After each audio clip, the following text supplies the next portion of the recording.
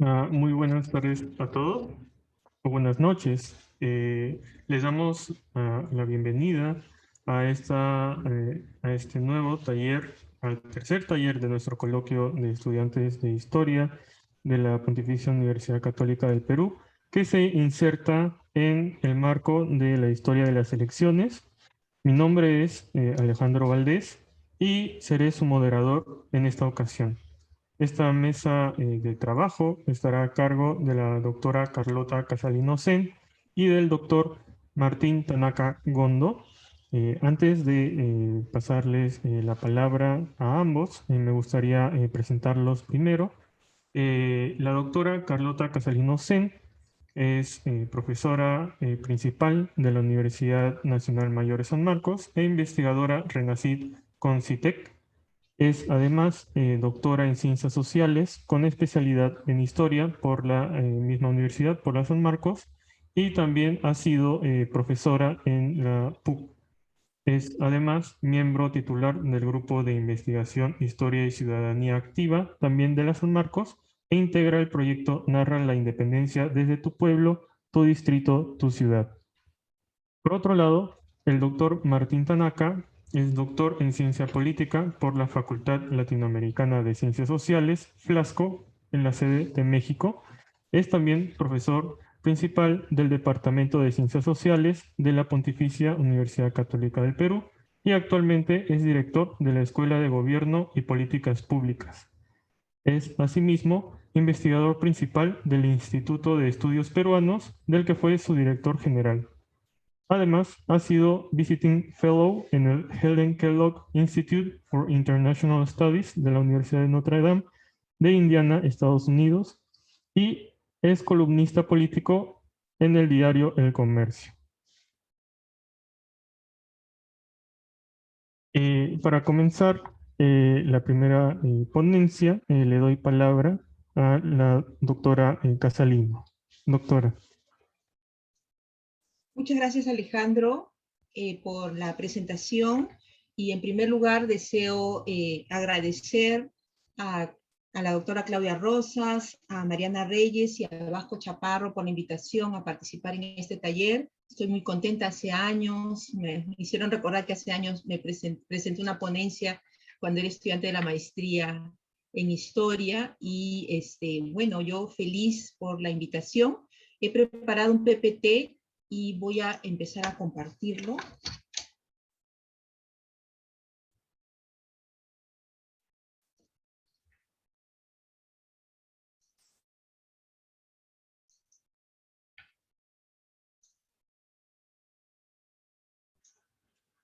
Ya, entonces, este taller de historia de las elecciones, estuve pensando que podría ser muy útil empezar explicando un poco desde el principio cuál ha sido la motivación. Y la motivación en principio es que contarles que las elecciones políticas son un mecanismo que utilizan las sociedades para designar a sus representantes y autoridades. Y si estas elecciones son competitivas, son justas y además son transparentes, que son principios básicos de los procesos electorales, entonces va a dar lugar a gobiernos democráticos. Y las últimas elecciones vividas en nuestro país han mostrado la tensión existente entre los competidores y lo que está en juego. Eso justo puse en la sumilla de ese taller porque me parece que es lo que me ha permitido organizar esta información. Muchas veces lo que está en competencia en un proceso electoral es justamente no solamente el programa de gobierno, sino que a veces también hay intereses de grupo o de varios grupos que tienen expectativas de mantenerse o de alcanzar el poder. Entonces, en el contexto de este 31 Coloquio Internacional de Estudiantes de Historia y en el marco de este taller de historia, las ideas principales que quería compartir con ustedes es justamente respondernos a estas preguntas, ¿no? Si las elecciones en nuestro país siempre han sido así de tensas como las de este año, 2021, quiénes son los actores electorales, si siempre fueron los mismos, y a cargo de quién ha estado la organización de estos procesos electorales, y cuál ha sido la participación de la población, si siempre hemos tenido estos números tan importantes en términos de electores o no. Entonces, sobre esa base, voy a partir brevemente de qué cosa es el sistema electoral, segundo, una visión histórica del sistema electoral y las conclusiones. Lo que les quiero decir con respecto al sistema electoral es que el sistema electoral es no solamente es un mecanismo de transformación de los votos en escaños o resultados electorales, sino que en nuestro país también se entiende, según la ley y según la propia Constitución, que el sistema electoral son los 3 organismos electorales que se encargan de organizar y fiscalizar y vincularse con todo lo vinculado, con todo lo que tiene que ver con los procesos electorales, ¿no? Entonces, brevemente voy a decirles esto porque el sistema electoral tiene mecanismos muy técnicos, muy técnicos, que es bien importante, que a mí me parece que los ciudadanos debemos conocer y que en el transcurso de la época, sobre todo en los últimos años, digamos del siglo XXI, el sistema electoral en nuestro país se ha ido perfeccionando, especializando y tiene un estándar internacional, ¿no? Porque ese es el otro tema importante, que los procesos electorales deben tener estándares internacionales y por eso hay misiones de observación electoral que dan fe justamente de que este proceso sea un proceso democrático. Entonces, como les dije, es un sistema, es un mecanismo que transforma nuestro voto en un resultado electoral. Además, es una técnica para designar a los representantes.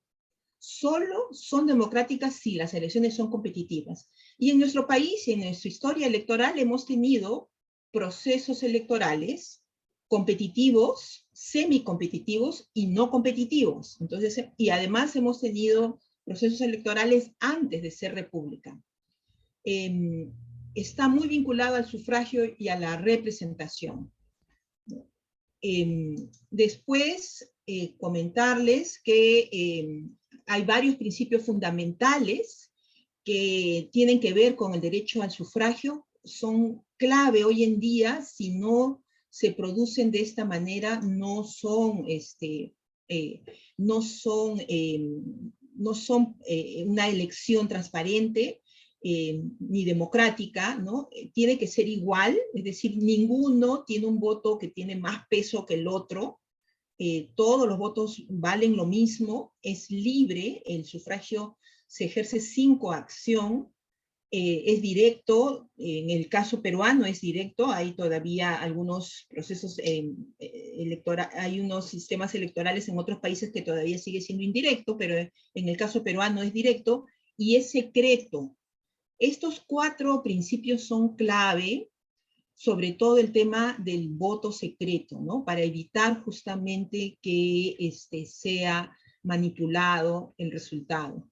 Y bueno, hay distintos tipos de sufragio también, activo, pasivo, obligatorio o facultativo, presencial y no presencial. Después, hay algo que también es bien importante, que es que el sistema electoral nos remite al principio de representación política.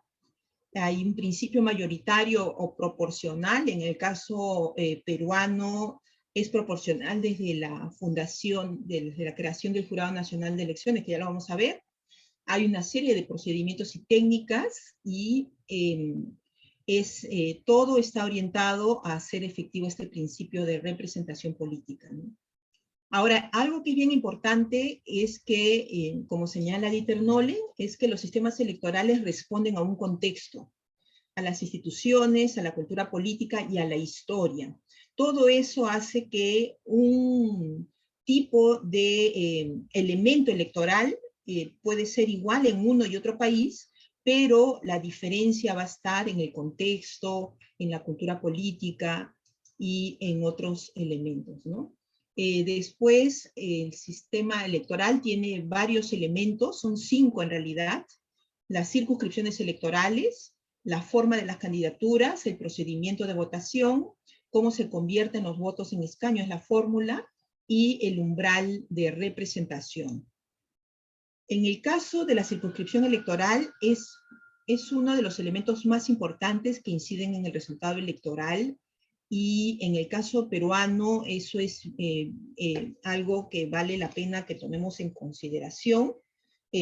Las circunscripciones electorales pequeñas son hasta 5, las medianas son de 5 a 10, y las grandes son más de 10. ¿Qué significa eso? Que hay circunscripciones electorales donde uno elige, pues, dos congresistas, o pueden elegirse en otra circunscripción 5 congresistas, o más, ¿no? O 10 congresistas, 15, y entonces lo ideal sería que haya una representación proporcional a la población, y también aquí se nota, en nuestro caso ya lo vamos a ver, que Lima, por ejemplo, es una circunscripción grande, pero es la única circunscripción grande que tenemos en nuestro país, ¿no? Tenemos, fíjense, Amazonas, Apurímac, Ancash, Ayacucho, Cusco, que son circunscripciones pequeñas, ¿no? Las medianas ya son Arequipa, Cajamarca, La Libertad, Piura, y la única que es una circunscripción grande es Lima, y eso refleja justamente esa concentración o el hipercentralismo de la región, ¿no? De Lima. Después, las formas de las candidaturas, esto también es bien importante que se conozca, porque es el mecanismo a partir del cual uno establece no solamente la forma de la candidatura, sino el procedimiento de la votación, que están íntimamente relacionados, ¿no? En nuestro caso, generalmente, nuestras formas de candidatura, en el caso de elecciones congresales, son cerradas y no bloqueadas, porque tenemos voto preferencial, y el procedimiento de votación es distinto, hay muchísimos. Nosotros tenemos especialmente el preferencial, como les había comentado, y la conversión de votos en el escaño, así como las circunscripciones electorales, la conversión de votos en el escaño es, además, otro mecanismo relevante para configurar el resultado electoral, ¿no? Allí es donde sí se benefician a las listas más votadas, o se establece un término medio, o se favorece a los segundos más votados, ¿no? Aquí hay puesto en esta diapositiva un enlace para una explicación de un video. Yo después les voy a mandar este video para aquellos que tuvieron acceso a la lectura y se hayan inscrito en el taller, puedan mirar esta parte que es bien técnica y que tiene que ver con la fórmula de la votación. Y finalmente el umbral de votación, que es una barrera legal que va a establecer o va a pretender hacer efectos concentradores para que no haya dispersión del voto, porque tiene que haber un equilibrio entre la representación y la toma de decisiones, ¿no? Los resultados electorales, ¿no? Y la posibilidad de la gobernabilidad.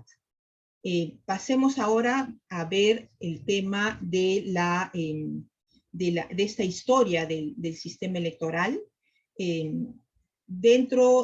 Lo primero que les puedo decir, ya que estamos entre historiadores y estudiantes de historia, es que entre las fuentes importantes está el padrón electoral, las cédulas de votación, las normas son bien importantes, los diarios, la prensa, lo que dicen los medios de comunicación, los spots publicitarios, la forma como se organizan las candidaturas y cómo hacen campaña. Todas esas son fuentes bien importantes para poder estudiar la historia de las elecciones, y algunas de estas fuentes, además, a lo largo del tiempo han cambiado de nombre.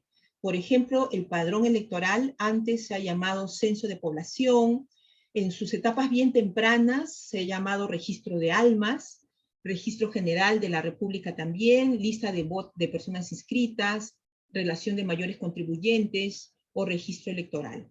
Y en el caso de la cédula de votación también se ha llamado boleto de sufragio, y otra fuente importantísima es el acta electoral, que es bien importante que esté siempre transparente, publicitada.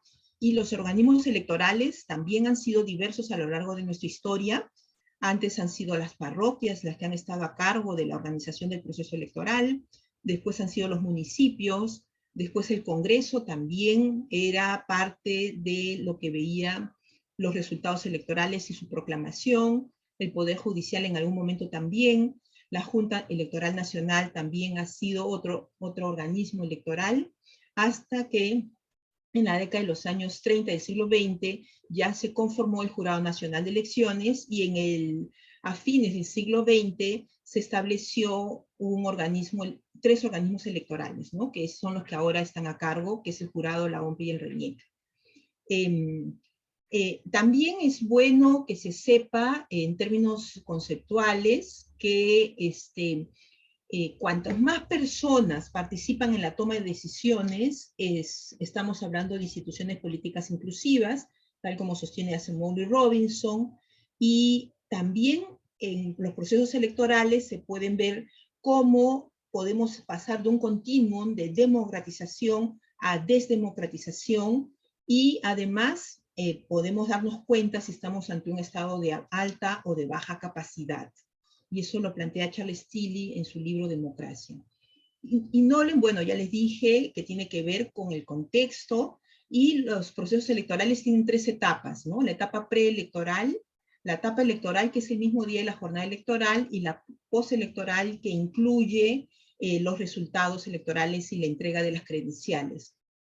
Los tipos, como ya les comenté al principio, son no competitivas, semicompetitivas y competitivas, y en el Perú hemos tenido todas estas tipos de procesos electorales, y eso también puede ir acompañado a temas vinculados a relaciones de alteridad, cómo nos vemos y cómo competimos y cómo desarrollamos, cómo miramos al otro competidor del proceso electoral, el proceso de secularización también, de individualización, y también tiene que ver con el tema de identidad y reconocimiento.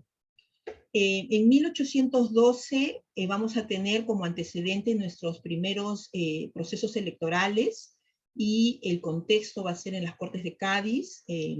Va a hablarse en esta época de gobierno representativo, y las disputas en términos electorales tenían que ver con los criollos versus los peninsulares en el ámbito parroquial, y las características era que estábamos dentro del Estado borbónico, que se encontraba en crisis, y además en un proceso en el cual se aprecia un fortalecimiento de la Iglesia, que es lo que va a permitir que sean las parroquias el espacio geográfico territorial para establecer los mecanismos de organización de las elecciones. El voto en esta época va a ser indirecto y va a ser inclusivo masculino. Voto indirecto va a ser en 2 niveles, y inclusivo porque van a participar toda la población que es libre, ¿no? Ya en 1822 vamos a tener elecciones en el marco del proceso de la independencia, y estas elecciones van a ir cambiando a lo largo del tiempo. En la primera constitución vamos a tener nuestras primeras elecciones. Son elecciones que se van a dar entre el periodo del 22 al 24. Aquí las disputas principales se dan entre caudillos y prefectos regionales, y estamos ante un estado de baja capacidad, donde hay un fortalecimiento de poderes locales, como señala Antonio Anino en Soberanías en Lucha. Sigue siendo inclusivo, es decir, hay mucha participación, sobre todo en el primer nivel del proceso electoral, es inclusivo masculino, y hay un proceso de transformación y de tránsito de súbdito a ciudadano. La ciudadanía tiene voz activa y voz pasiva, es decir, uno puede elegir y además puede ser elegido, y la parroquia va a continuar siendo la referencia base para organizar el proceso electoral y para organizar el padrón electoral. En las elecciones del año 72 vamos a encontrar un cambio importante, que es que ya desde mediados del siglo XIX había comenzado a participar civiles en las disputas electorales, en la competencia electoral, y por lo tanto estos civiles beneficiados con el boom guanero van a hacer unas disputas respecto en el proceso electoral con los militares, ¿no? Y en el 72 se va a lograr la presidencia de Manuel Pablo, el primer candidato civil, a partir de la formación del partido civil, y este partido civil se forma dentro del Congreso, es decir, tal como señala la teoría de partidos políticos, donde el primer origen de los partidos está justamente en el momento de tomar decisiones en el Parlamento. Eso es lo que vamos a tener en este periodo en el Parlamento del año 72 en adelante. Las características es que vamos a tener un incipiente fortalecimiento de Estado, que va a expresarse en la centralización, vamos a tener un presupuesto, una burocracia civil y militar, y Lima va a comenzar a tener mayores recursos que el resto del país, ¿no? Y sigue siendo un proceso electoral masculino, inclusivo. Esta tendencia de proceso electoral masculino inclusivo va a cortarse radicalmente en este periodo de las leyes electorales de 1896, donde vamos a tener una caída drástica del padrón electoral. Ya no va a ser unas elecciones inclusivas, sino van a ser excluyentes. Solamente el 4% de la población va a participar en los procesos electorales, porque las leyes electorales van a señalar que solo pueden votar la población que sabe leer y escribir los alfabetos. Y por lo tanto, eso va a dar lugar a que se genere lo que se va a denominar la república oligárquica o república aristocrática, ¿no? Entonces es un periodo de reconstrucción del Estado oligárquico, hay una centralización y hay una organización electoral en torno a la Junta Electoral Nacional, que también surge en este proceso de leyes electorales del 96. En la década de los años 20 y 30 va a haber la posibilidad, hay un proceso electoral, vamos a tener además dos, la Constitución del 20 y la Constitución del 33, donde se va a plantear la posibilidad de que retorne el voto electoral a la población analfabeta, pero esto no va a modificarse. También en la Constitución del 33 se va a discutir si las mujeres pueden participar en el proceso electoral, algo que tampoco se va a aceptar. Aquí en esta década también es bien importante porque el gobierno de San Manesio Ocampo va a hacer unas importantes reformas electorales. Entre ellas está la creación del Jurado Nacional de Elecciones, que el principio electoral sea proporcional. Aquí van a haber varias disputas en torno al acceso al poder. Vamos a estar en un estado de alta capacidad, pero va a estar dependiente económicamente, especialmente de los Estados Unidos. Lima va a expandirse aún más y vamos a tener procesos de democratización y de desdemocratización en este periodo de los años 30 y en adelante.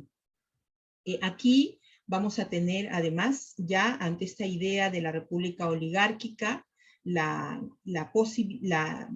idea de asamblea de mayores contribuyentes, y estos mayores contribuyentes son los que organizan los procesos electorales, y además en el periodo de Benavides se va a utilizar el registro militar para elaborar el padrón electoral, ¿no? Esas son las características de este proceso.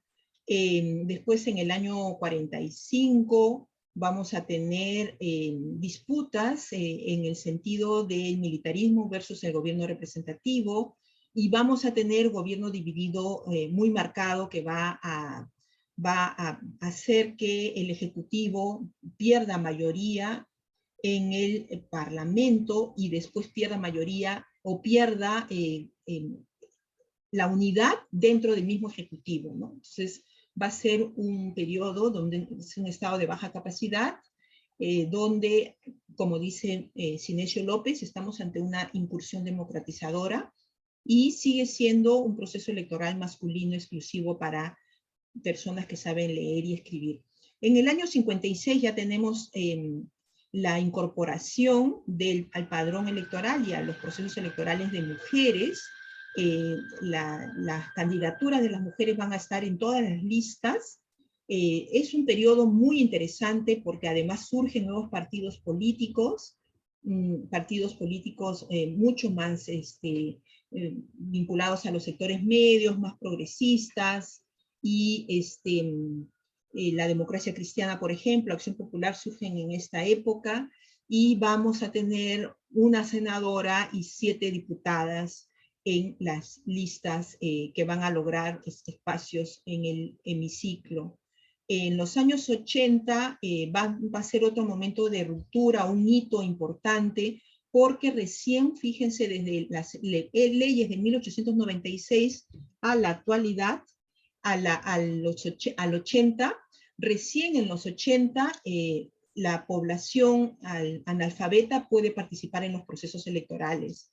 Además, los jóvenes que antes tenían 21 años para poder elegir, ahora pueden elegir desde que tienen 18 años, y por lo tanto el número de participantes electores es bastante alto. Es un estado de baja capacidad, pero es inclusivo, son elecciones inclusivas y además elecciones participativas. A partir del año 2006 en adelante, ya tenemos una tendencia hacia una mayor participación de electores, casi universal, en el sentido que pueden participar, por ejemplo, los miembros activos de las Fuerzas Armadas y de la Policía Nacional del Perú.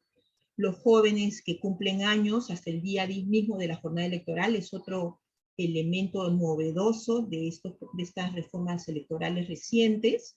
Antes se cerraba el padrón electoral y los jóvenes que tenían 18 años en el momento que se cerraba el padrón electoral eran los únicos que podían votar. Ahora ya no, si cumple años hasta el día mismo del proceso electoral puede votar, y estamos hablando más o menos de 800.000 a 1 millón de electores nuevos, ¿no? Sin embargo, falta incorporar nueva gente al padrón electoral, que en otros países de la región sí participan. Como conclusiones les puedo decir, aquí podemos ver una trayectoria del padrón electoral, donde el año 72 tenemos una línea que asciende, que hay un incremento porque dentro de los hitos es importante la presencia del primer gobierno civil. Después hay una caída de la curva porque se da un proceso electoral excluyente radicalmente, porque solo pueden votar el 4% de la población. Después comienza un proceso de discusión en el año 31, es importante porque surge el Jurado Nacional de Elecciones, y hay un proceso, por lo tanto, de profesionalización y de generar una entidad autónoma, ¿no? Con autonomía respecto a la política para que pueda organizar los procesos electorales. El año 45 es un año también importante de incursión democratizadora. En el 56 también es un hito importante porque participan las mujeres. En los 80 también porque tenemos la presencia de electores analfabetos, ¿no? La curva se puede mirar acá con mayor detalle desde el año 31 en adelante. En el 56 noten cómo hay esta línea ascendente, y ya en los 80 también, ¿no? La participación electoral realmente era bien poca, ¿no? Aquí estamos hablando, en el 31 participaba el 8% de la población, porque de hecho el tema del analfabetismo en nuestro país es un problema que se ha resuelto realmente a finales del siglo XX. Y acá se puede ver también que el porcentaje de participación de votos válidos en procesos bien polarizados o de transición democrática, se puede ver que la participación de votos válidos es marcada, como fue en el año 56.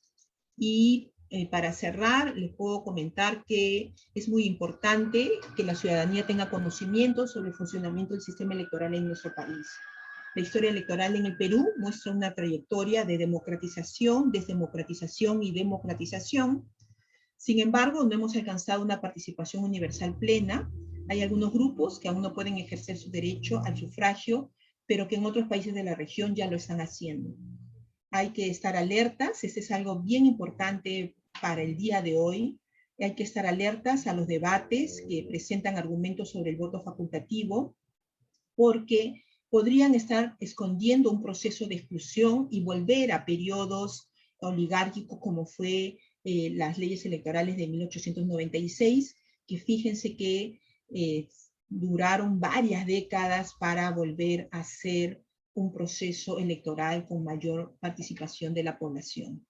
Eso es todo y muchísimas gracias por, bueno, acá hay algunas referencias bibliográficas que, como les dije, voy a compartir con ustedes porque he puesto varios enlaces para que puedan acceder a los textos completos y muchísimas gracias por su atención. Gracias, doctora Cafelino. Entonces, ahora les doy la palabra al doctor Tanaka. Doctor. ¿Qué tal? Buenas noches. Bueno, yo quiero empezar agradeciendo por la invitación. Para mí es un reto que me resultó muy tentador aceptar esta invitación, que la entiendo pues también como una invitación a un diálogo interdisciplinario, ¿no? Como ustedes saben, yo tengo formación de sociólogo y de cientista político, y eso, me resultó una tentación muy grande participar en un coloquio de estudiantes de historia, además en un espacio como este, como un taller, ¿no? En donde la idea es intercambiar, discutir y conversar, ¿no? Entonces, por estas razones es que me pareció irresistible, digamos, esta invitación, y pues y por eso es que tuve la temeridad de aceptar para proponerles algunos temas de discusión, ¿no? Sobre los cuales, digamos, hace algún tiempo yo bueno, estoy trabajando y quisiera trabajar más sistemáticamente. Entonces realmente esta dinámica de taller me va a servir mucho, y me perdonarán que lo que voy a hacer es presentar ideas relativamente preliminares y tentativas, pero creo que precisamente para eso es que va a servir o que va a funcionar en una lógica de taller, ¿no?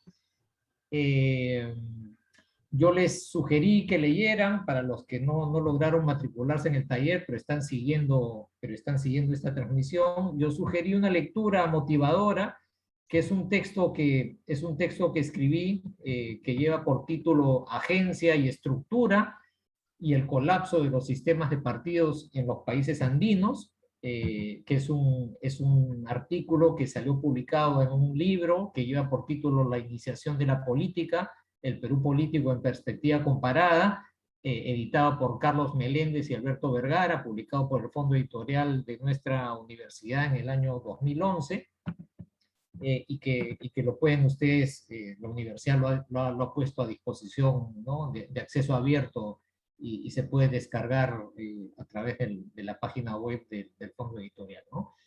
Y bueno, entonces yo lo que quería proponer es un debate sobre un tema que a mí me apasiona, ¿no? Que son las relaciones entre agencia y estructura, ¿no es cierto?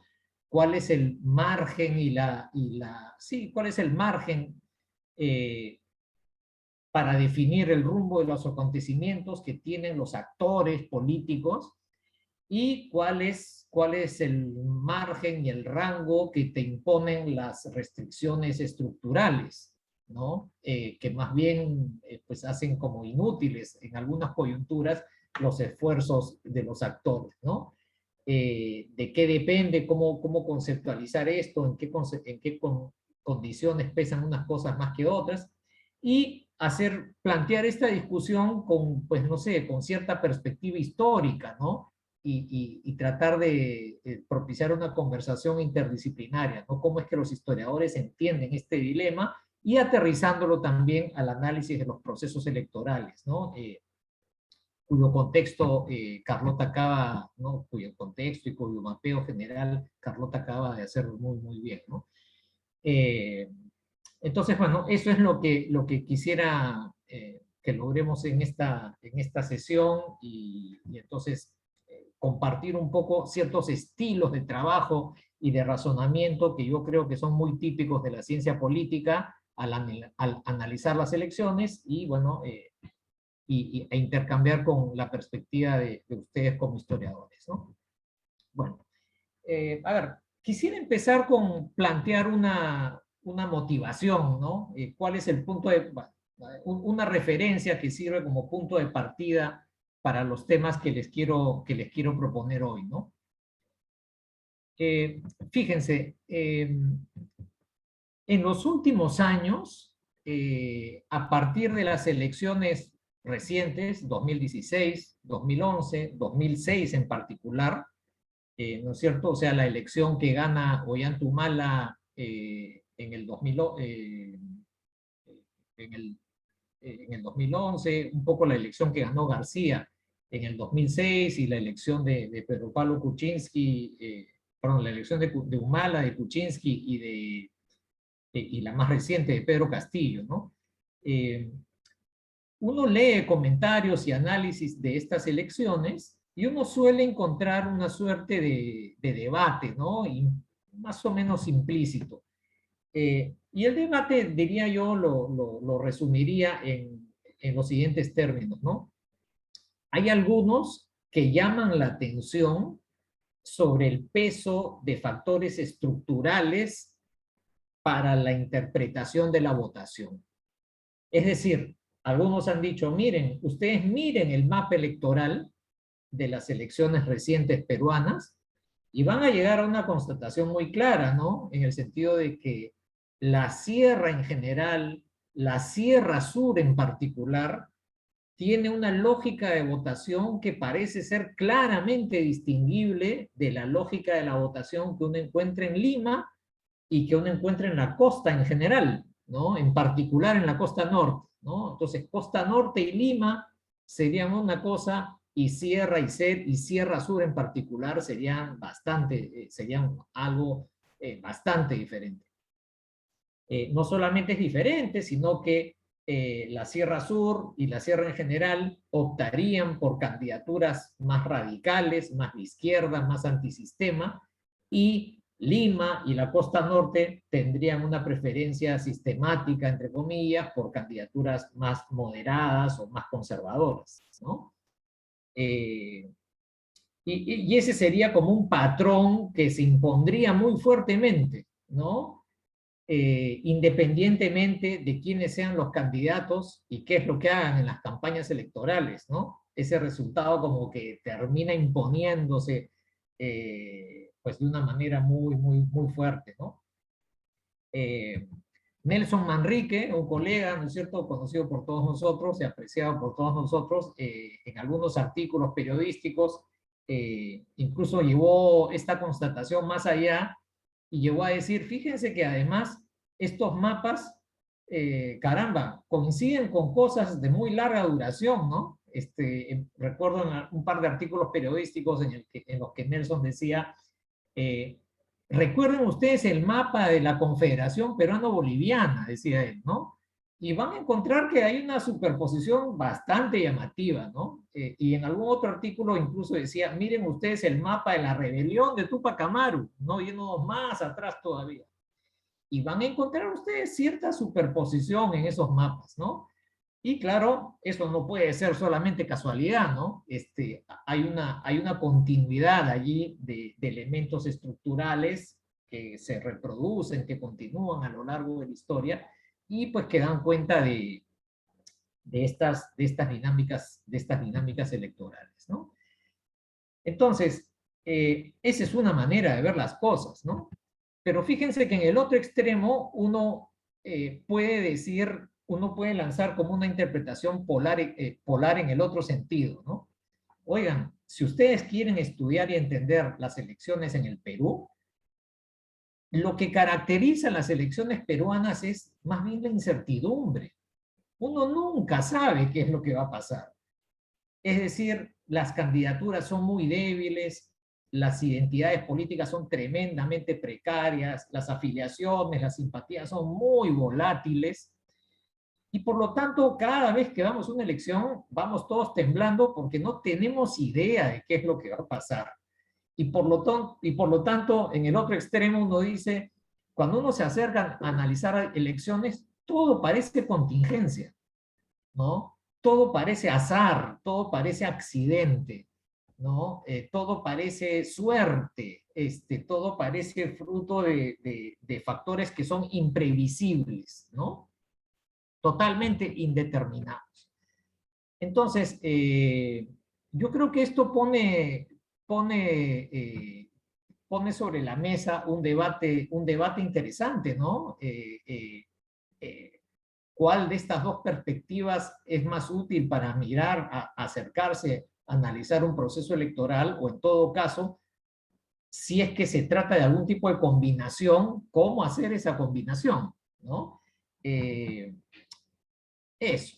Entonces, yo les diría que para empezar a plantear esto como estilos de trabajo en la ciencia política, yo creo que los politólogos, cuando miramos elecciones, y solemos mirar elecciones actuales o recientes o futuras, ¿no?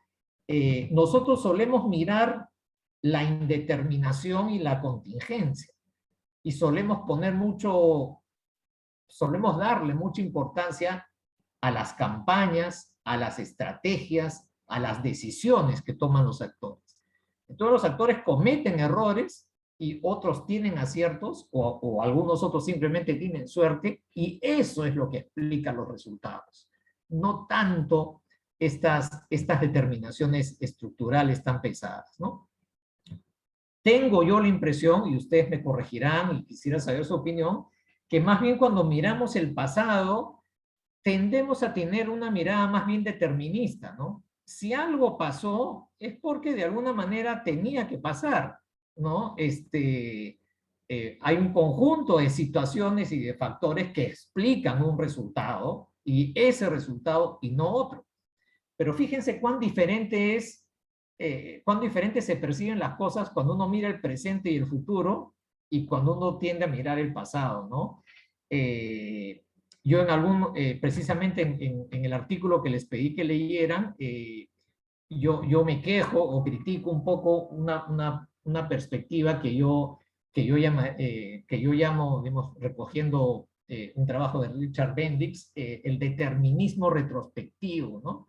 Él dice, oye, pero si cuando miramos el presente y pensamos en el futuro, asumimos que las cosas están indeterminadas, ¿por qué asumimos que en el pasado estaban determinadas? Quizá caemos en esta falacia de un determinismo retrospectivo hacia atrás, ¿no? Y cuando miremos el pasado, de repente también tendríamos que abrirnos a la contingencia, a asumir que cosas que ocurrieron podrían haber sido diferentes, y que la explicación tiene que ver con la agencia, ¿no? Tiene que ver con las decisiones, las estrategias que tomaron los actores políticos, sobre todo en un contexto electoral, ¿no? Yo no sé, podríamos discutir si es que saltamos del análisis de las elecciones a otros asuntos, pero por lo menos en los procesos electorales parece que las estrategias y las decisiones tienen un papel particularmente relevante, ¿no? Yo quisiera ahondar un poco más en cómo es que solemos pensar estas cuestiones en la ciencia política, ¿no? Como decirles, para construir un poco el escenario para un diálogo interdisciplinario, ¿no? Yo creo que no exagero demasiado o no simplifico demasiado al decir que, por lo general,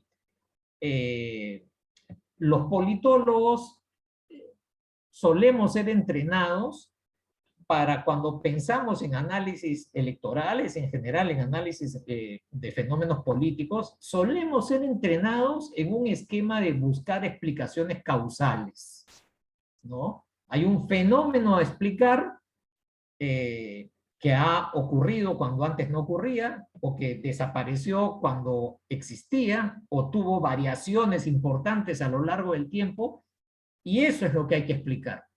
Y tenemos que buscar variables o factores explicativos que den cuenta del de la dinámica de esta variable dependiente o de este fenómeno a explicar, ¿no? Así es como yo diría que solemos ser entrenados, ¿no? Además, creo yo que en ciencia política solemos ser entrenados en complementar, por así decirlo, estas lógicas de explicación causal con razonamientos de corte comparativo, ¿no? Entonces, les quiero poner un ejemplo de un texto clásico de la sociología política que seguramente todos conocen, el libro de Barrington Moore de los años 60, Los orígenes sociales de la dictadura y la democracia, ¿no?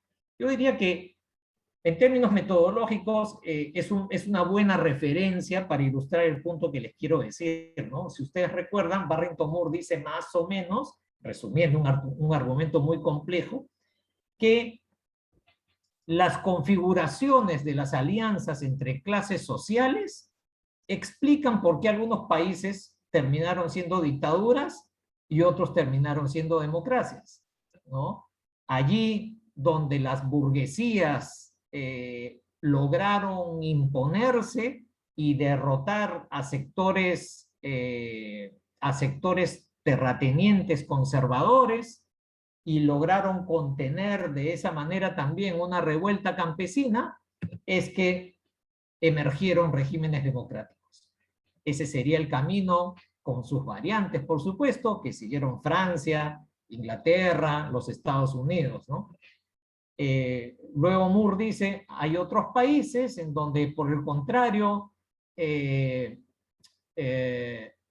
la burguesía logró expandirse, pero en una asociación muy estrecha con sectores terratenientes conservadores, y por lo tanto eso limitó el potencial democrático de la emergencia de esta clase social burguesa, y el fortalecimiento de la burguesía paralelamente a una clase terrateniente dio lugar a regímenes de corte medio fascista, ¿no?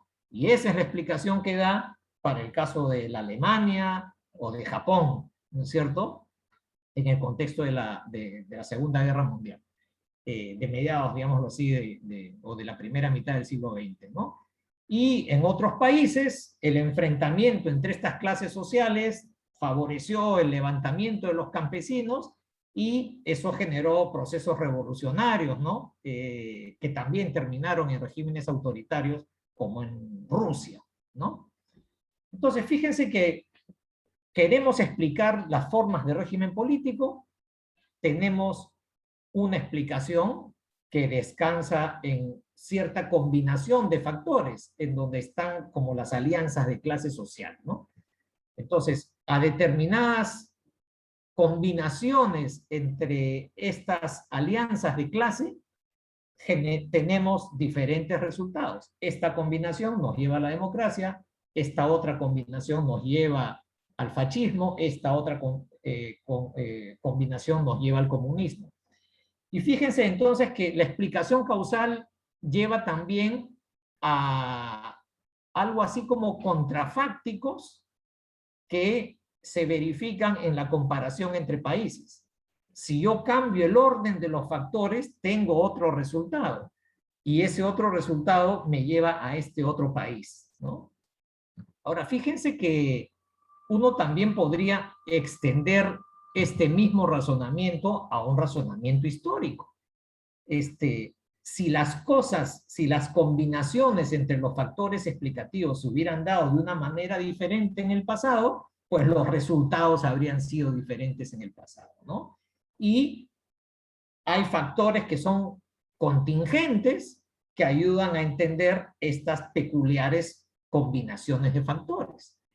Les pongo un ejemplo. Piensen ustedes en los Estados Unidos, ¿no? En los Estados Unidos hubo en el siglo XIX, ¿no es cierto?, una guerra civil que marcó el triunfo del sector más moderno, burgués, industrialista, y derrotó a los confederados sureños, ¿no es cierto?, más proclives a tener esta lógica terrateniente conservadora, ¿no? y es el triunfo de este sector burgués el que ayuda a entender la industrialización norteamericana y su camino democrático. Si es que los confederados hubiesen podido neutralizar a los yanquis, ¿no es cierto?, más modernos y más burgueses, o si el sur hubiese ganado la guerra civil, Estados Unidos se parecería mucho más a América Latina, digámoslo así. Oligarquías muy fuertes, excluyentes, discriminación racial, es decir, un panorama más común a lo que vemos en América Latina, en Brasil, digámoslo así, ¿no es cierto? Y digamos, este tipo de razonamiento contrafáctico, claro, en este caso resulta un poco aventurado porque uno no tiene un caso como de histórico de contraste, pero como les digo, las comparaciones entre países, a los politólogos nos entrenan, como les decía, en eso, funcionan como validaciones parciales de este tipo de razonamientos. Y muchos de los clásicos de la disciplina que leemos suelen moverse alrededor de estas coordenadas, ¿no? Antes que me gane el tiempo, voy avanzando. Quiero mencionar otra cuestión que creo yo que es muy importante en la formación que tenemos los politólogos, ya para dar un paso más hacia adelante en cómo manejamos variables históricas. Yo diría que las variables históricas o el peso de la historia en las explicaciones que solemos buscar están como agazapadas, digámoslo así, dentro de las explicaciones de corte más estructural, ¿no? O sea, la estructura económica, la estructura social, la distribución demográfica de la población y las características sociales en general, ¿no es cierto?, son las variables estructurales típicas, emblemáticas, ¿no? Esto es relativamente constante, esto cambia muy lentamente a lo largo del tiempo, esto tiende a ser un dato, ¿no es cierto?, que no cambia mucho, y claro, los orígenes de estas configuraciones hay que buscarlas en un origen histórico remoto, ¿no? Y además hay que entender los mecanismos que explican su reproducción y su no cambio, ¿no?, y su permanencia a lo largo del tiempo, ¿no? Entonces es allí cuando aparece digamos así, la variable histórica. Creo que también nos acostumbramos nosotros a pensar que hay continuidades históricas en los países, por supuesto, pero también hay momentos de cambio muy intensos, ¿no? Hay momentos en donde la lógica de reproducción estructural se interrumpe y hay momentos de cambio muy, muy relevantes, ¿no? Por ejemplo, en la historia política latinoamericana, la emergencia de los regímenes populistas, nacional populares, son grandes momentos de cambio, ¿no? La Revolución Mexicana, la revolución del MNR en Bolivia, no sé, Velasco Alvarado en el Perú, el peronismo en Argentina, Getúlio Vargas en Brasil, son momentos de cambio muy acelerados, ¿no? Y uno podría decir que la configuración de los países tiene una especie de antes y después de la emergencia de estos liderazgos y de procesos políticos que ocurren muy de la mano de la emergencia de liderazgos políticos fuertes, ¿no? Entonces, no solamente hay una determinación en las explicaciones, digamos, de la dinámica política que van de abajo hacia arriba, por así decirlo, la estructura determinando lo que sucede en la política, sino que también estamos acostumbrados a pensar que las cosas pueden ser al revés. Desde el liderazgo político se puede cambiar la estructura social, ¿no? Y yo diría que el caso peruano tiene muchos ejemplos de esto. Emblemáticamente, dos del tiempo más reciente: Juan Velasco Alvarado, Alberto Fujimori, ¿no? Uno podría decir que durante sus gobiernos las sociedades cambiaron muy profundamente, no como resultado de procesos que vinieran de abajo hacia arriba, sino de proyectos y de decisiones que se imponen desde arriba hacia abajo y que llegan incluso a cambiar la estructura social y en cierto modo hacer, bueno, no sé, hablar de revoluciones sociales quizás sea exagerado, pero creo que convendríamos en que hubo cambios muy profundos en la estructura económica y social como resultado de, del impulso de estos liderazgos políticos, ¿no? Ya voy terminando porque me estoy quedando sin tiempo. Simplemente llamar la atención, entonces, de que para volver a la motivación y al punto de partida, ¿no? Esto de que hay patrones estructurales de muy larga duración que explican patrones de votación, yo diría que es un razonamiento que está muy asentado dentro de la disciplina, ¿no? De hecho, hay un texto clásico que leemos todos los politólogos de Seymour Martin Lipset y Sten Rocan, que habla de los orígenes de los sistemas de partidos en Europa y tiene la teoría de los clivajes sociales. ¿Cómo así surgen los sistemas de partidos europeos? De los conflictos entre el Estado y la Iglesia, surgen de los conflictos entre núcleos centrales regionales y el desafío de regiones periféricas, surgen de conflictos entre clases sociales, en fin, surgen de conflictos de una naturaleza estructural muy profunda, ¿no? Como les digo, estamos muy acostumbrados a pensar en esos términos, ¿no? Pero creo yo que al mismo tiempo estamos bastante acostumbrados a pensar que Perú, dada la debilidad de su democracia, dada la debilidad de sus instituciones, dada la debilidad de su sistema de representación política, más bien es una ilustración de lo contrario. Es la ilustración de la volatilidad, de la inestabilidad, de la falta de lealtades sólidas, de la falta de identificaciones partidarias que puedan ser capaces de perdurar en el tiempo, ¿no? Y entonces, así como hemos tenido estos patrones de votación que les dije en la elección del 2021, del 2016 o del 2011, también hemos tenido mapas electorales bastante diferentes. Por ejemplo, Fujimori 1995, por ejemplo, Toledo 2001, ¿no? En donde no se registraron estas diferencias regionales tan marcadas como se han visto en estas elecciones, ¿no? Y por lo tanto, algún margen hay para pensar como digo, los liderazgos, las estrategias, las campañas y factores que son abiertamente contingentes, ¿no? Termino diciendo que uno de los trabajos digamos, una de las elecciones que yo trabajo, que yo he trabajado en mis investigaciones y que hago alusión a eso en el trabajo que les pedí que leyeran Agencia y Estructura, es la elección de 1990, ¿no? Precisamente la elección de Alberto Fujimori.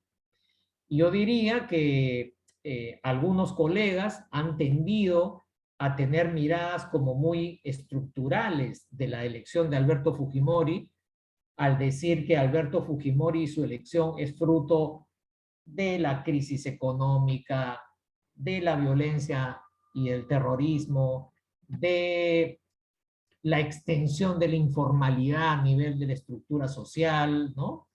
Y entonces el fujimorismo o el triunfo de Fujimori sería como la expresión y la consecuencia de estos procesos estructurales, ¿no? Y yo más bien tiendo a pensar lo contrario, que esos factores no necesariamente tenían la importancia que se les atribuye, porque si es que uno mira con atención el desarrollo de esa campaña electoral, lo que todos preveíamos para la elección de 1990 es que el desenlace iba a ser otro. Esta era una elección que Mario Vargas Llosa iba a ganar, o que Alfonso Barrantes iba a ganar. Alberto Fujimori como candidato no existía, ¿no? Y solamente apareció en las dos o 3 semanas previas a la elección, ¿no es cierto? Inaugurando un patrón de inestabilidad al cual ya nos hemos acostumbrado, ¿no? Y que hemos visto ahora en la última elección con Pedro Castillo, ¿no? Un candidato aparentemente menor que no tenía opción y que termina ganando, ¿no? Al extremo que el propio Vladimir Cerrón, en una declaración reciente, nos confiesa que ellos presentaron una candidatura y su objetivo era pasar la valla electoral, con sacar 5% y colocar alguno que otro congresista, ellos ya estaban más que satisfechos, ¿no? Pero nuevamente, inesperadamente terminan ganando la elección y bueno, y precisamente ese resultado inesperado ayuda a entender la precariedad del ejercicio del gobierno, ¿no es cierto? Pero bueno, ya me pasé mucho del tiempo que me asignaron y espero haberles puesto sobre la mesa algunos temas interesantes de discusión para propiciar este diálogo, ¿no? entre disciplinas respecto a cómo aproximarnos al estudio de los procesos electorales, ¿no? Muchas gracias. Gracias a usted, doctor Tanaka. Ahora vamos a pasar a las preguntas del público. Voy a empezar primero con la doctora Casalino. Por el momento tenemos 2 preguntas. Entonces, me gustaría ver, bueno, primero preguntarle si es que desea que le lea ambas primero y después responde. Ok. En este caso, la primera pregunta es, observando la considerable duración de la ley electoral de 1896, ¿considera usted que el hecho de que ésta no haya sido modificada hasta ya bien entrado, digamos, siglo XX, ¿no? Hasta casi finales del siglo XX, mejor dicho, ¿no? La década de los 80, esto se dio por un acto político de las élites para reducir el número de votantes posibles y así, entre comillas, controlar los resultados de las elecciones en favor de estas élites. Y la segunda pregunta es, hablando de la segunda mitad del siglo XX, ¿cuál considera que fue el papel del populismo en los partidos de masas nacientes, como por ejemplo Alianza Popular o el PPC, y de qué manera este le permitió a estos partidos acercarse al, entre comillas, pueblo y así conseguir sus votos?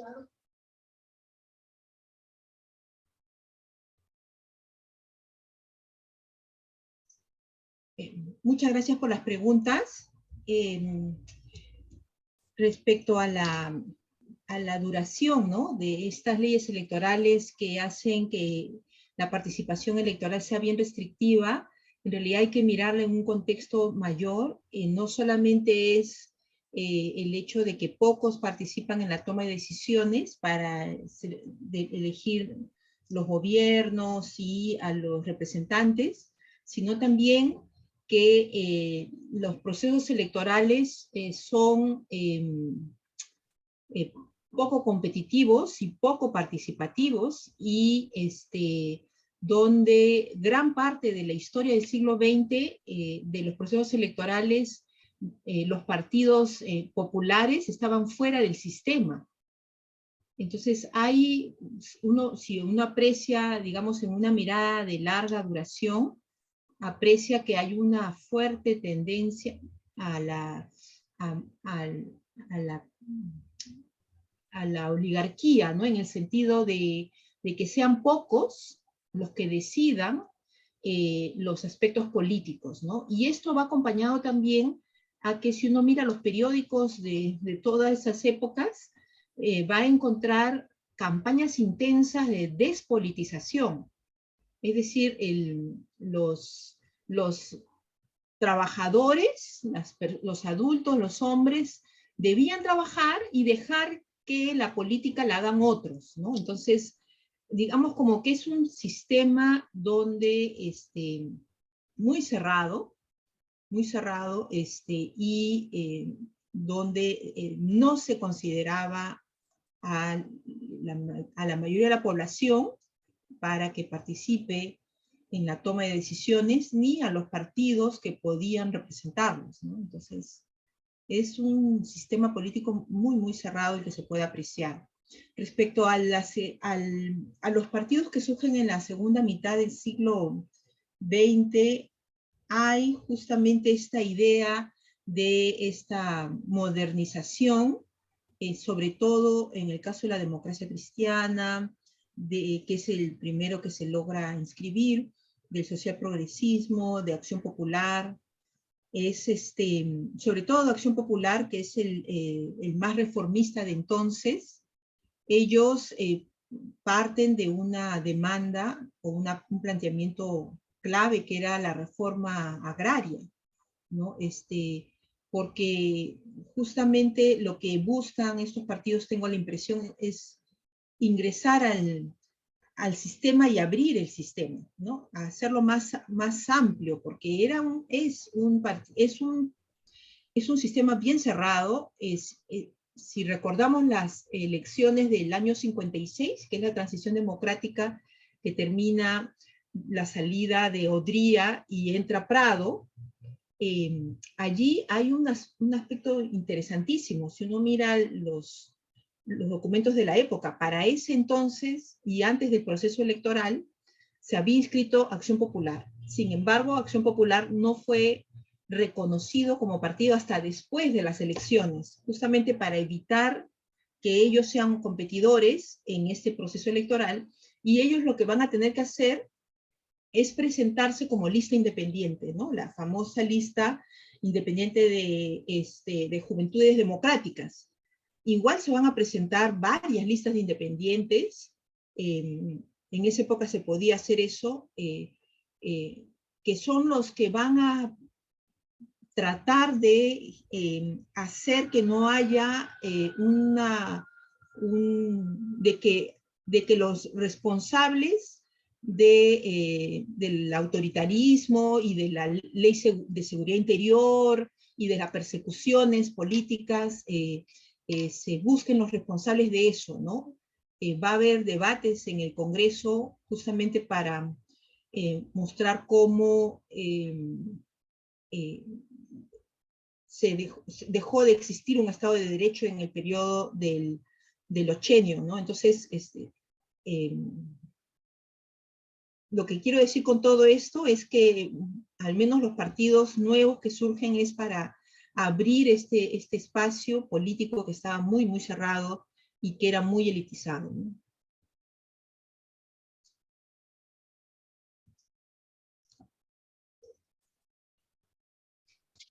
Ok, muchas gracias. En ese caso, ahora pasaré con el doctor Tanaka.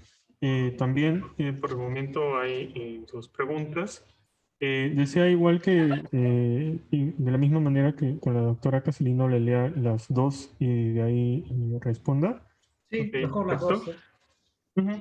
En ese caso, la primera pregunta es, ¿considera usted que es más importante un conjunto institucional electoral fuerte y establecido, esto en relación a las leyes y organismos electorales, o más bien un conjunto de partidos políticos consolidados basados en lineamientos centrados y en propuestas políticas específicas? Y la segunda pregunta es, se ha dicho que los líderes de las agrupaciones políticas latinoamericanas han constituido y constituyen la imagen principal de estos partidos políticos.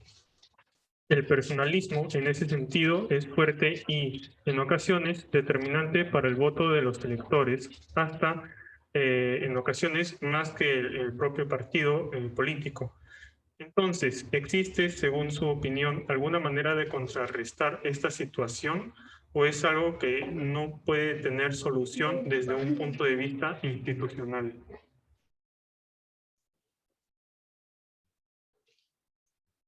Ok. Bueno, gracias por las preguntas. A ver, yo respondería del siguiente modo, ¿no? La primera pregunta tiene que ver con esta especie de dilema, ¿no? ¿Cuál es el camino que hay que seguir o hay que es mejor, digámoslo así, ¿no? Que es mejor tener una institucionalidad electoral fuerte o tener partidos más programáticos y más fuertes, ¿no? Por por dónde le entra uno al asunto, ¿no? Si es que entendí bien la pregunta. Yo respondería del siguiente modo, ¿no? Hay países, digamos, que se benefician de tener las dos cosas, ¿no? Partidos más fuertes, más programáticos, pactan, acuerdan y logran desarrollar una institucionalidad política más fuerte, ¿no es cierto? Y se genera un círculo virtuoso, ¿no? Y al mismo tiempo la fortaleza de la institucionalidad ayuda a tener partidos un poco más previsibles, en fin.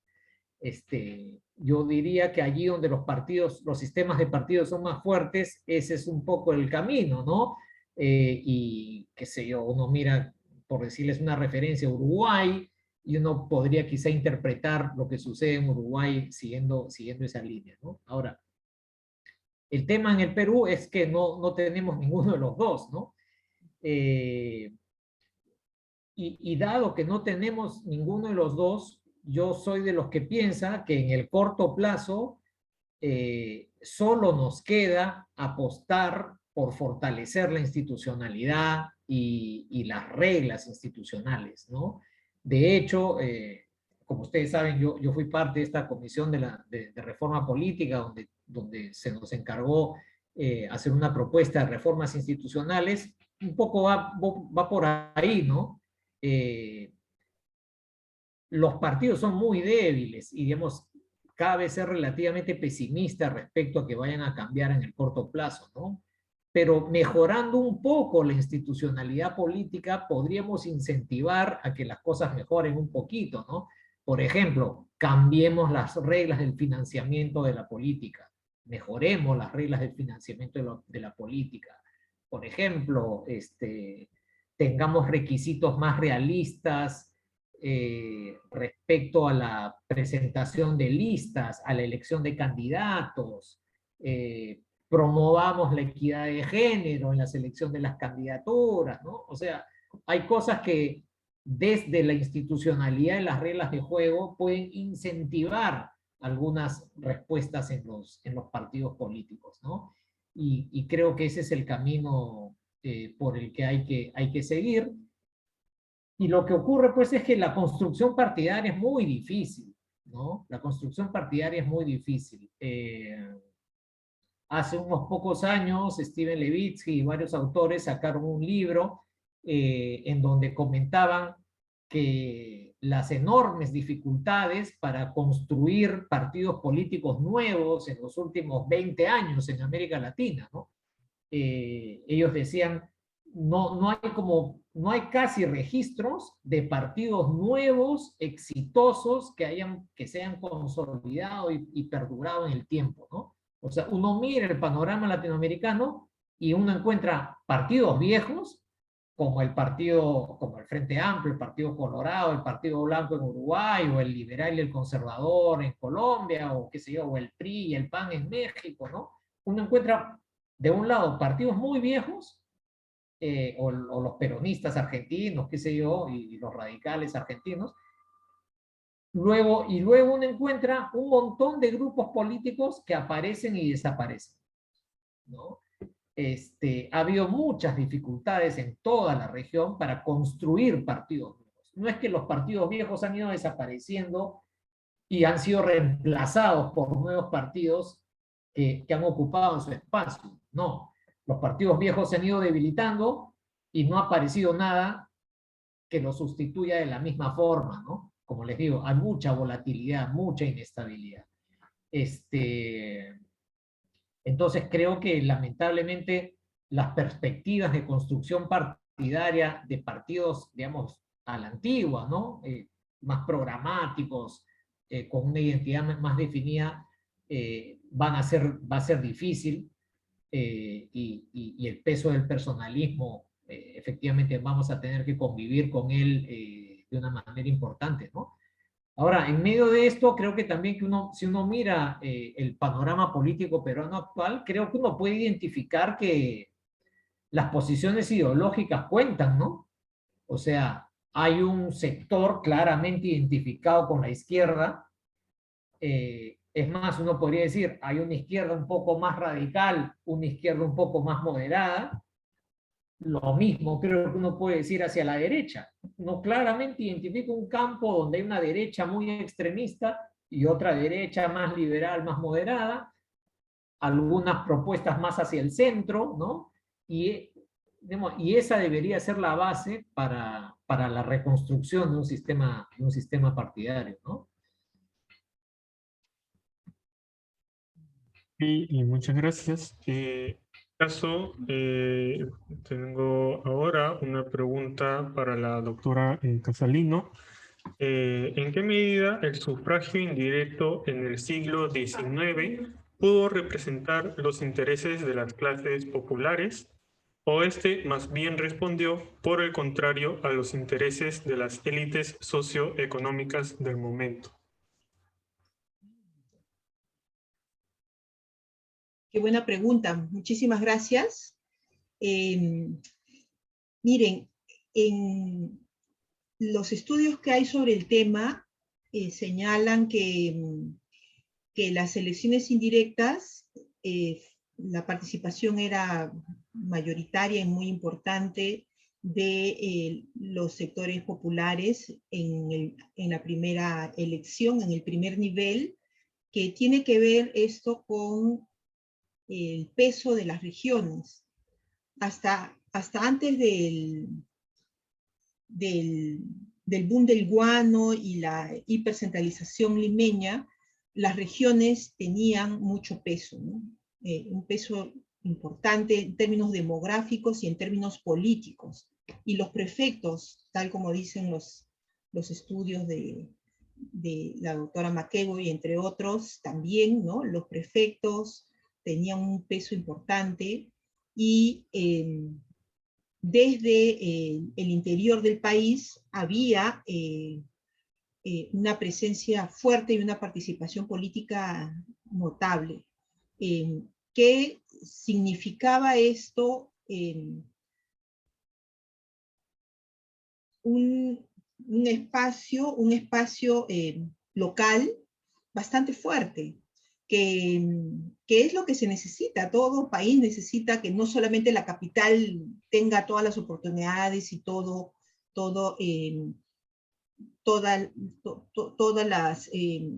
las decisiones se tomen allí, ¿no?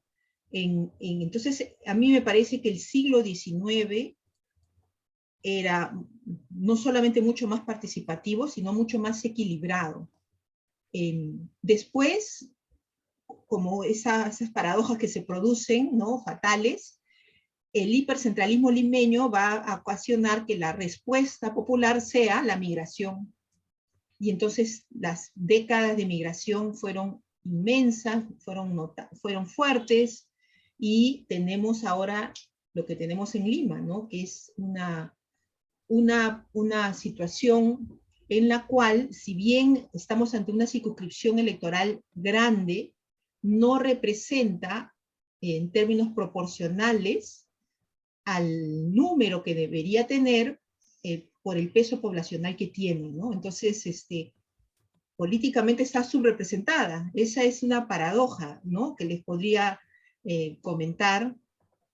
Y mientras que otras zonas tienen muy poca población, pero tienen mayores niveles de representación, ¿no? Entonces, y es por esa dinámica que se ha ido dando en estos 2 siglos, ¿no? De la dinámica política electoral, ¿no? Pero efectivamente en el siglo XIX lo que le interesaba, y ahí creo que vale la pena revisar las propuestas de María Daniel de Melas, ella lo que sustenta, y bueno, y también los estudios de Cecilia Méndez, ¿no? Donde en el ámbito local hay un empoderamiento en torno al Estado, ¿no? Hay sectores populares que se apropian del concepto Estado, del concepto República, y hacen una dinámica local muy, muy interesante que hay que seguir estudiando, ¿no? Ok, gracias, doctora. Ahora tengo una pregunta para el doctor Tanaka. ¿Cómo hacer para que se analicen las diferentes posibilidades del tiempo pasado de tal manera que no se caiga en un discurso ucrónico, o sea, el discurso de la ucronía?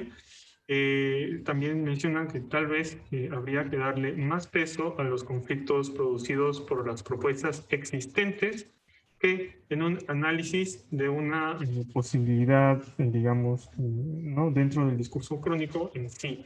De lo contrario, se podría caer en una romantización de una posibilidad ficticia que reflejaría más bien las deficiencias del presente. Sí, muchas gracias. Es una excelente pregunta y que justo va al centro de los temas que a mí digamos, me apasionan, digamos, me parece que son muy, muy ricos para pensarlo, ¿no? Yo estoy de acuerdo en que hay que evitar caer en estos razonamientos, como lo dice la pregunta, solamente ucrónicos, digamos, ¿no?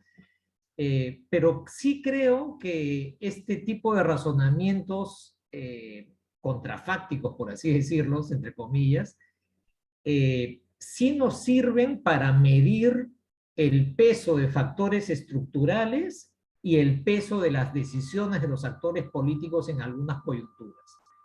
Yo sí creo que abrirse a estas ideas de que los desenlaces hubieran podido ser diferentes, eh, eh, nos permite evitar el error de otorgarle un peso excesivo a las determinaciones estructurales, ¿no? Y desconocer que hubo también decisiones de los actores involucrados en los desenlaces, ¿no?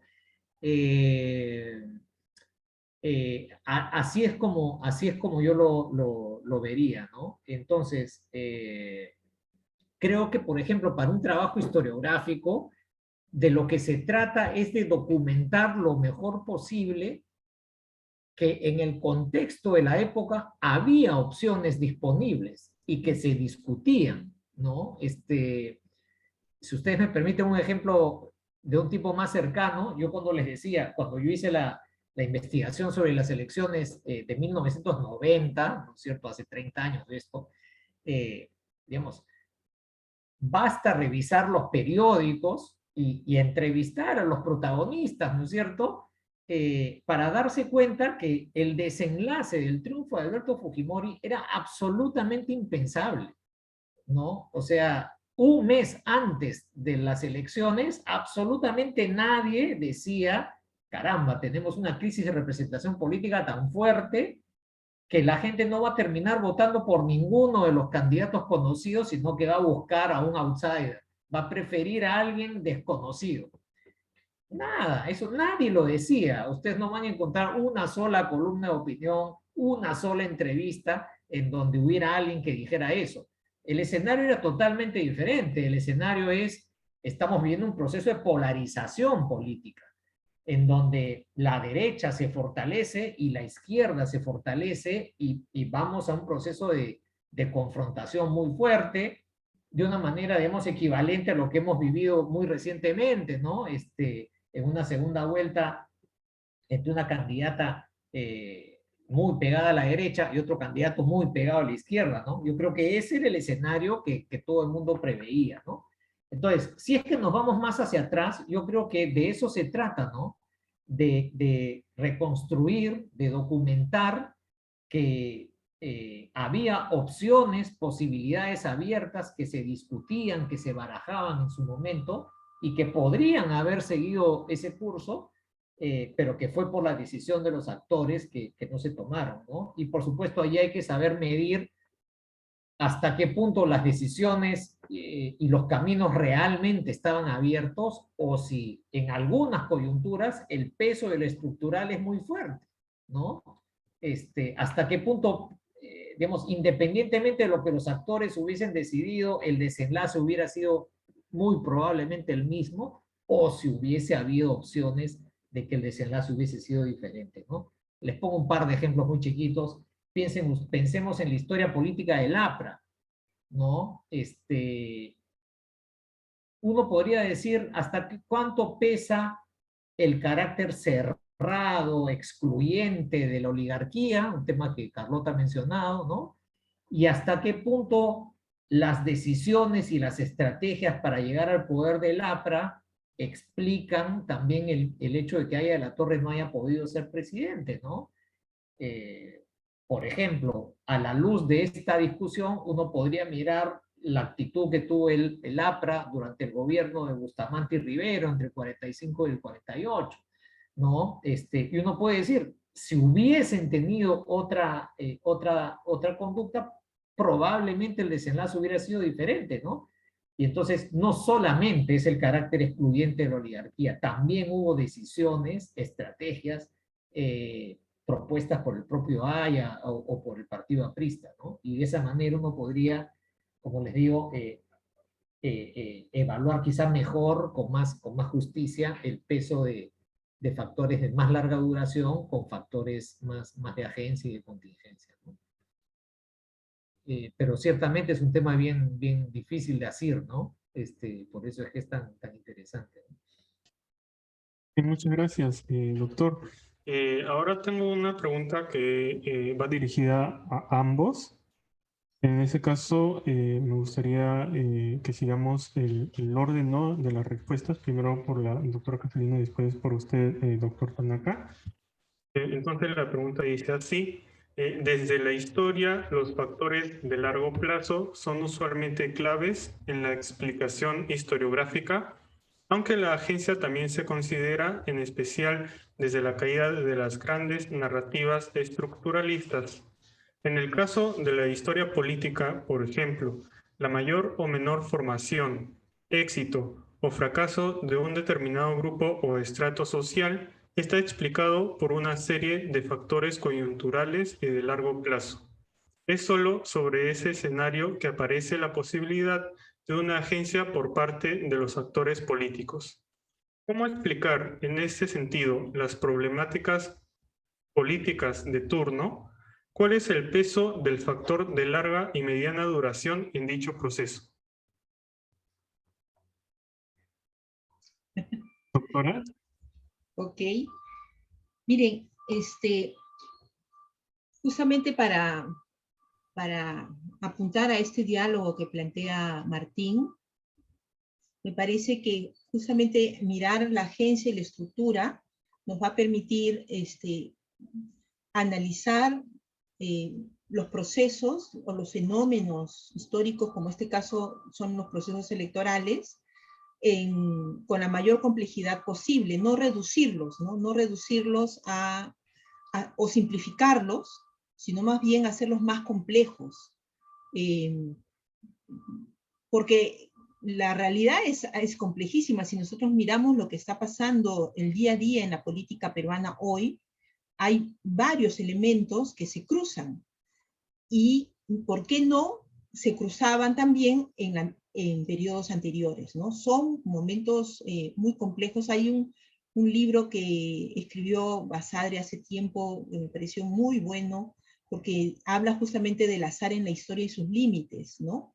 Y cómo los historiadores comenzamos a desarrollar una mirada mucho más sutil para poder hacer evidente la complejidad de los procesos, ¿no? Y entonces combinar ambas cosas, ¿no? Combinar, como se señala en la pregunta, los temas de largo plazo, y eso nos va a permitir ver tendencias, y los temas, analizar los hitos, ¿no? Los hitos. Y eso requiere, pues, muchos historiadores y muchos científicos sociales abocados al estudio, al análisis, a recoger información, a buscar las fuentes. Y yo creo que son espacios para un diálogo interdisciplinario interesantísimos e importantes.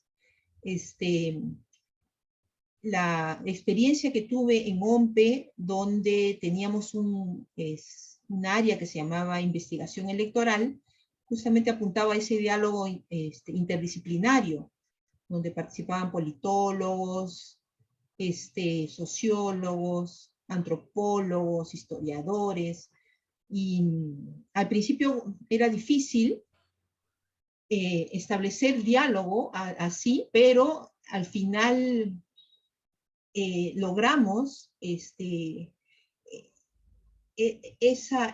esfuerzo, ¿no? Que nos permitió dar mayor profundidad a las investigaciones que se desarrollaban en esa época. Y cada uno desde su propia disciplina, ¿no? Desde la crítica a las fuentes, desde el trabajo de campo cuantitativo, cualitativo, desde las estructuras, desde la teoría. Creo que no hay otra forma de poder entender estos procesos complejos en países como los nuestros, además, que el diálogo interdisciplinario, ¿no?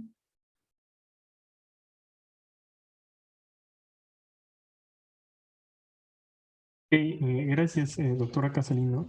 Doctor Tanaka, por favor.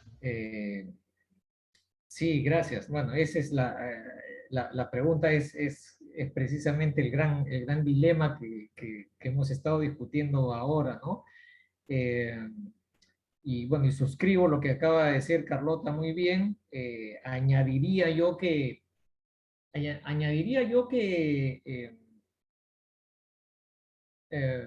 que si uno mira la historia política latinoamericana, ¿no? Yo creo que hay muchos que han llamado la atención,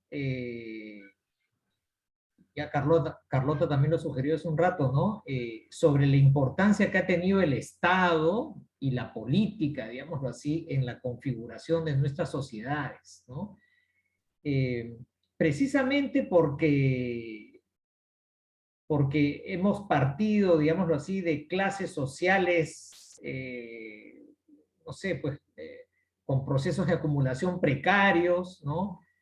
Con identidades no muy fuertes, ¿no? Digamos, clases sociales con proyecto, identidad, han sido la excepción en nuestros países, no la regla, ¿no?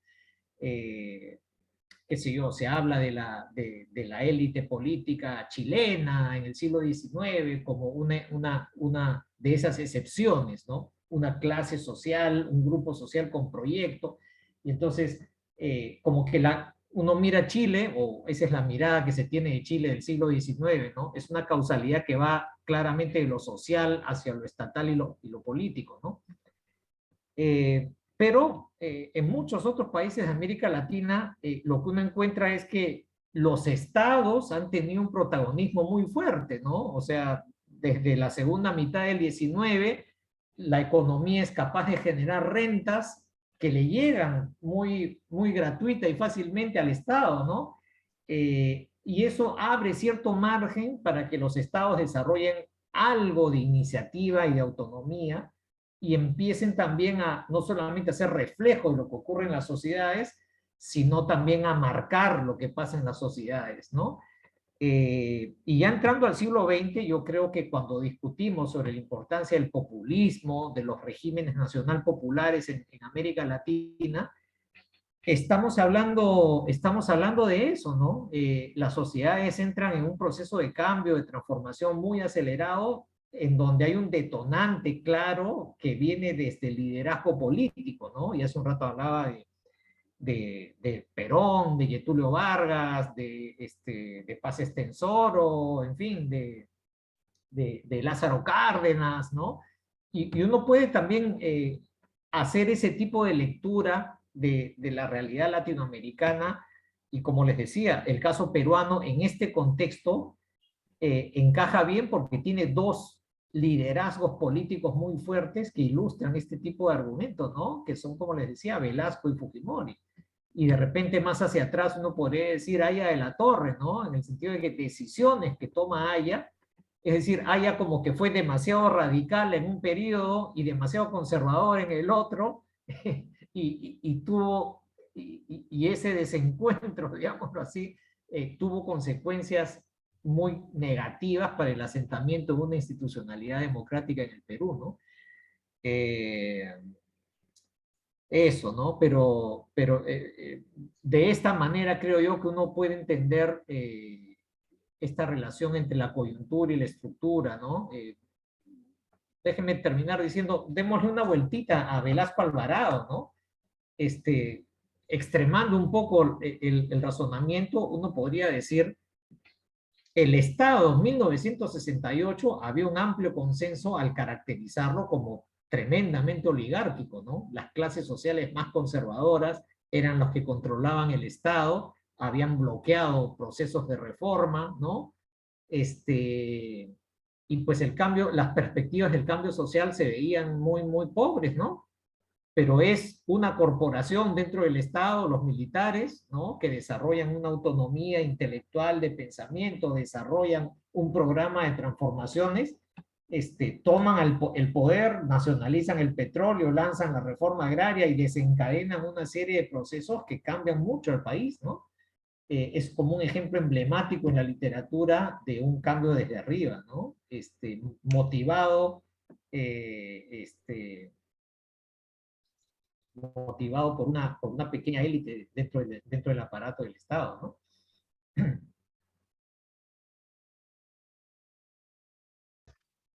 Gracias, doctor Tanaka. Nuevamente tengo una pregunta para ambos, en el mismo orden.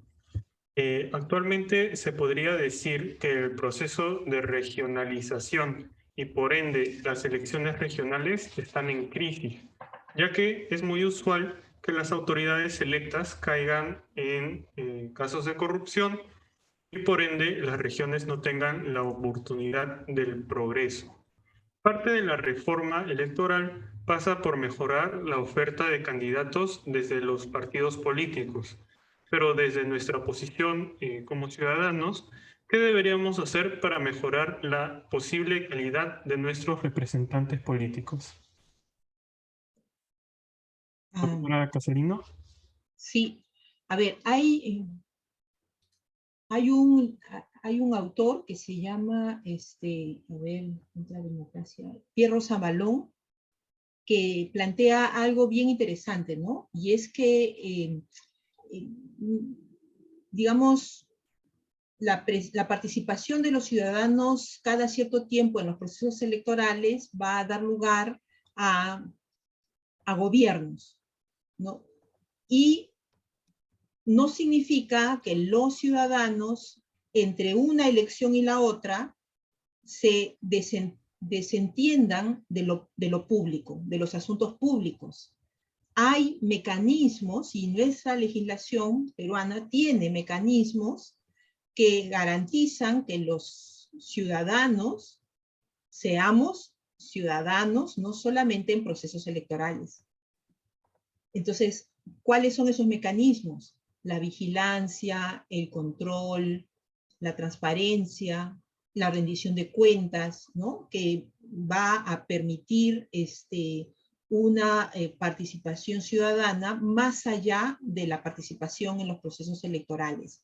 Y la calificación, entre otros elementos que pone él, que tiene que ver con este concepto de democracia de control, o lo que él dice contrademocracia, que es justamente aprovechar estos mecanismos para que los ciudadanos no se desentiendan de los asuntos públicos entre los periodos electorales. Lo otro, desde la mirada ciudadana, es elegir o seleccionar, como se diría, más que elegir, a sus representantes y a sus autoridades en el ámbito local también. Porque resulta que a veces los electores dejan su condición ciudadana y no se preocupan por quiénes van a elegir y no revisan lo que están proponiendo. Entonces, a veces pasa que incluso en la cola o días o horas antes deciden por quién van a votar y los criterios de selección de esa elección no son de selección, ¿no? Entonces, ese es el otro tema. Y el tercero tiene que ver con lo que ya señaló Martín Tanaka en el tema de la debilidad de los partidos políticos, porque una de las funciones principales de los partidos políticos es formar a sus cuadros, es formar a los ciudadanos, no solamente a sus cuadros, ¿no? Y porque ellos son los que deben hacer gobierno y convocar a los mejores para que cuando les toque hacer gobierno puedan desarrollar un gobierno de la mejor manera posible, poniendo en práctica sus programas. Y finalmente, otro tema más como elemento de análisis tiene que ver con el sistema, ¿no? El sistema es bien corrupto, bien corrupto. Entonces, el que no entra en ese sistema, pues es expulsado. Entonces, ¿cómo establecer mecanismos para que se pueda empezar a atajar y trabajar para revertir el peso que tiene la corrupción en las instituciones locales, regionales y nacionales, ¿no? Gracias, doctora. Doctor Tanaka. Sí, me parece una cosa así increíble. Yo también estaba pensando cuando hicieron la pregunta en Pierre Rosanbayón, exactamente igual que Carlota, ¿no? Efectivamente, Pierre Rosanbayón tiene este libro que se llama La contrademocracia, ¿no? La política en la era de la desconfianza. Y yo también coincido con Carlota, a mí esa lectura me pareció muy sugerente y muy pertinente para pensar los problemas que tenemos, ¿no? Es decir, tenemos una democracia que se ha vaciado casi de contenido porque precisamente los actores políticos son tremendamente precarios, no podemos confiar en ellos. Y bueno, y claro, y la reforma de los actores políticos va a tomar mucho tiempo y creo que lo que estamos viviendo hoy mismo en estas semanas, en estos meses, es una ilustración, creo yo, muy buena en cierto modo, de los argumentos de Rosanbayón, ¿no? Fíjense que en los últimos tiempos uno podría mirar la realidad política diciendo, miren, la representación es tan mala que eso lleva a los gobernantes y a nuestros representantes, ¿no? A tomar decisiones, pues, tremendamente negativas, ¿no? Pero fíjense que en los últimos tiempos ha sido la respuesta y la movilización ciudadana la que ha logrado detener y contener las manifestaciones más negativas de eso, ¿no? Piensen ustedes en la coyuntura de la destitución del presidente Vizcarra, el nombramiento del presidente Merino, su renuncia, el nombramiento del presidente Sagasti, ¿no? Es como un ejemplo muy claro de eso, ¿no? Es la movilización, la protesta, la vigilancia ciudadana, y luego pónganse ustedes a pensar en el tiempo también más reciente, ¿no? Frente a nombramientos cuestionados, decisiones equivocadas, es la denuncia, es el escándalo, es la presión de los medios de comunicación, de organizaciones de la sociedad civil, de diferentes colectivos, los que están conteniendo, digámoslo así, a, son como las barreras de contención para que nuestra democracia no se descarrile, ¿no? Y yo creo que hay que apostar muy fuertemente por ese camino, ¿no? Entonces, fortalecer reformas institucionales que lleven a fortalecer mecanismos de transparencia, de control, vigilancia ciudadana, transparencia, ¿no es cierto? En la práctica, si es que miramos lo que nos ha ido pasando en los últimos meses y años, ese ha sido el dique de contención que ha evitado que nuestra democracia se descalabre, ¿no? Y hay que insistir, ¿no? Porque ese es lamentablemente el único camino que nos queda, ¿no? Para mantener mínimamente encauzada nuestra democracia, nuestro sistema político, ¿no? Gracias, doctor Tanaka. Esas han sido todas las preguntas que hemos recibido. Y ya para finalizar, me gustaría hacer tanto al doctor Tanaka como a la doctora Casalino por su presencia, por su ponencia y por respuestas también a las preguntas del público, como también agradecer al público asistente y bueno, a los organizadores. Antes de despedirnos, los invitamos a asistir mañana, el día de mañana, a nuestro taller acerca de historia de África, a cargo de doctor Juan Marchina Fernández y del doctor Nicolás Ngu Mouvet. Sin nada más que agregar, agradezco a todos por su asistencia. Que tengan buenas noches. Muchas gracias, buenas noches. Gracias. Gracias.